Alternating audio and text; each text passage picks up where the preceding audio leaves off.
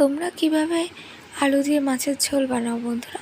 আমি কিন্তু এভাবেই আলু দিয়ে মাছের ঝোল বানাই। প্রথমে দেখো মাছগুলোকে একটু লাল লাল করে ভেজে নিয়ে তারপর তেল দিয়ে তার মধ্যে আলুগুলোকে ভালো করে ভেজে নিয়ে একবারে পেঁয়াজটাও দিয়ে নিয়েছি, শর্টকাটে আর কি।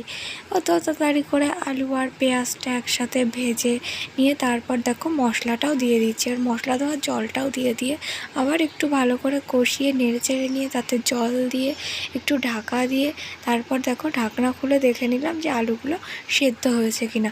আলুগুলো সেদ্ধ হয়েছে দেখে তারপর তার মধ্যে মাছগুলো দিয়ে দিলাম। এবার মাছগুলো একটু ভালো করে জল দিয়ে দেখো ফুটিয়ে নিয়ে আবারও একটু ঢাকনা দিয়ে আমি ঢেকে দেবো। তো ঢাকা দেওয়ার পর আবারও ঢাকনা খুলে একটু গরম মশলা দিয়ে নামিয়ে নেব। দেখো আলু দিয়ে মাছের ঝোল। আমি কিন্তু এভাবেই আলু দিয়ে মাছের ঝোল বানাই, খুব শর্টকাটে আর কি, নর্মালি। আর আমি ওর মধ্যে কিন্তু আদা রসুন পেঁয়াজ আর কি মাংসে যা মশলা লাগে আমি সেগুলো দিয়েছিলাম। তো বলো তো দেখি কেমন হয়েছে আমার মাছের ঝোল।